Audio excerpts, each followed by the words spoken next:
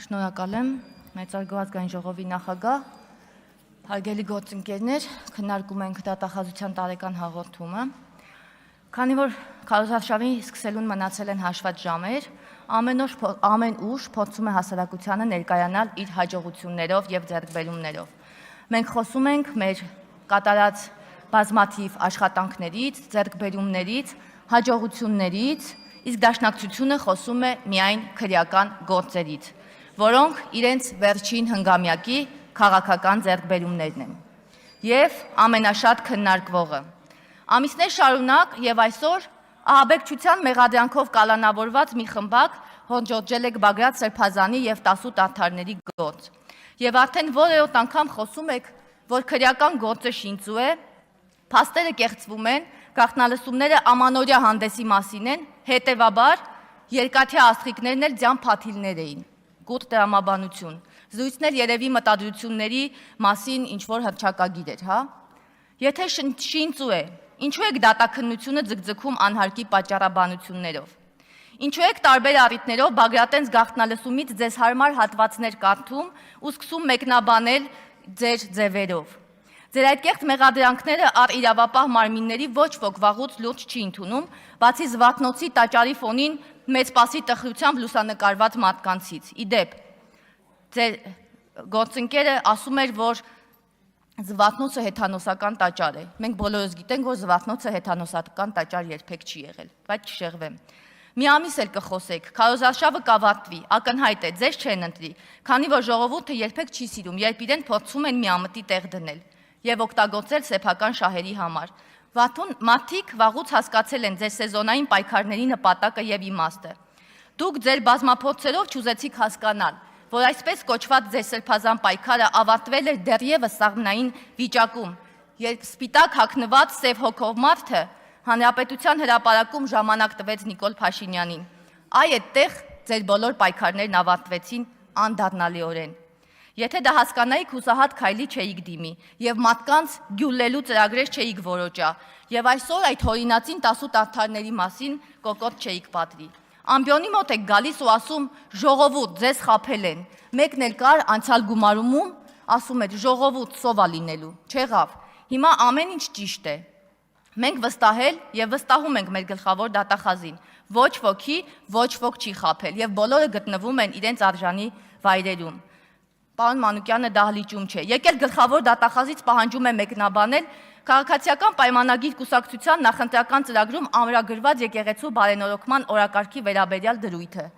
Դատախազության մասին օրենքում հոդված կա, որը դատախազի ապա քաղաքականացվածության մասին է։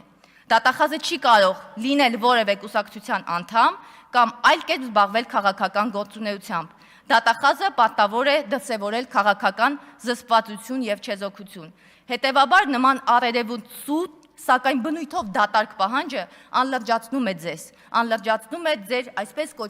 կոչված պայքարող տեսակը։ Քրեական գործերի մասին շատ եւ անընդհատ խոսելը չի նշանակում, որ դուք ճիշտ եք, դեռ չի նշանակում, որ դուք ազնիվ եք։ Քրեական գործերի մասին այսքան շատ խոսելը միայն մեկ բանի մասին է՝ ասելիքի բացակայության, որը լցնում եք 300,000 ադրբեջանցիների մասին մտածածին հիմարություններով։ Վստահ եմ ասում, որ ձեր նախընտրական քարոզարշավի առանցքային դերակատարումը ստանձնել են այդ հորինածին 300,000 ադրբեջանցիները, որոնցով որոշել եք ահաբեկել քաղաքացիներին։ Մեզ մեղադրում եք Ադրբեջանի հետ խաղաղություն կնքելու մեջ, սակայն մեծ հաճույքով դիմում եք այդ հորինածին ադրբեջանցիների օգնությանը։ Եվ մյուսը, շատ եք սիրում խոսել քրեական գործերից, սակայն այլևս չեք լինելու այս դահլիճում եւ գիտեք ինչու, որովհետեւ ձեր նախընտրական ցուցակին ուշադիր չեք նայել։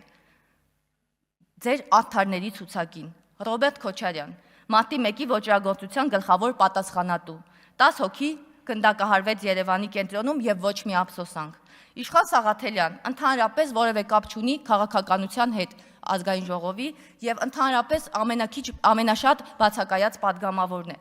Ձեր ցուցակի Սևակ Խաչատյան, հայտնի Սաքուլիկը, ով հանրությանը հայտնի դարձավ, երբ Տարոն Մարգարյանի թեկնածուական թեզի պաշտպանության ժամանակ մի խումբ երիտասարդների հետ գրոհել էր լրագրողների վրա։ Աղմկահարույց դեպքից հետո հանրությունը նշված անձանց անվանեց սաքուլիկներ։ Իսկ վերջերս էլ հրապարակվեց քրեական գործի հարուցման մասին հաղորդագրություն, որ սույն անձի օգտին 2025 թվականին Վաղարշապատ համայնքում ընտրական շարք էին բաժանել եւ շուրջ 60 ձերբակալված անձինք կային։ Գառնիկ Դանելյան հայտնի է ոսկեպարի եկեղեցին ադրբեջանական կողմին թողնելու ամենակեղծ լուրի տարածմամբ եւ հաստատմամբ։ Իդեպ մինչև օրս ներողություն չի խնդրել։ Գերասիմ Վարդանյան, մի հիանալի անձնավորություն, մեղադրվում է 2020 թվականի նոյեմբերի 9-ին տեղի ունեցած իրադարձությունների արդիվ հարուցված քրեական գործի շրջանակում զանգվածային անկարգություններ եւ լրագրողի աշխատանքը խոչընդոտելու համար 2020 թվականի նոյեմբերի 9-ի գիշերը ներխուժել էր Ազատություն ռադիոկայան։ Նարեկ Մանթաշյան, նորից ձեր ցուցակի մի հիանալի անձնավորություն, մասնակցել է նոյեմբերի 9-ին կառավարության շենքում կատարվող զանգվածային անկարգություններին։ Սա նախնական,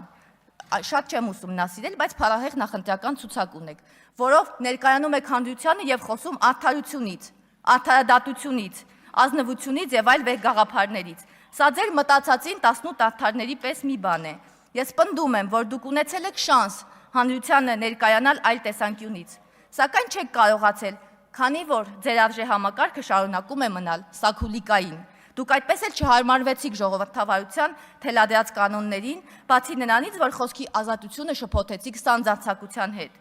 Ամփոփ եմ, ձեզ առնչվող քրեական գործերը շինծու անվանելով, դրանք շինծու չեն դառնում։ Դադարեք մանտրայի պես կրկնել այդ խոսքերը։ Իսկ 44-օրյա քննիչ հանձնաժողովի վերաբերյալ խոսելիս անընդհատ եւ քրեական գործերից խոսելիս եւ զարմանալիս, պարոն Օհանյան, ձեր որդու վերաբերյալ քրեական գործը ուղարկվել է դատարան 2025 թվականի ապրիլին։ Ազնիվ եղեք, տիկնայք եւ պարոնայք, որովհետեւ դեպի ազնիվ կյանք տանող ճանապարհները շատ են։ Փորձեք օգտվել դրանցից։